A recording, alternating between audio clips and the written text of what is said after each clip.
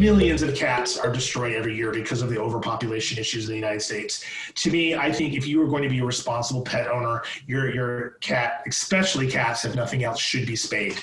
We do not need more kittens in this world. We do not need more cats dying in shelters. And cats don't do great outdoors.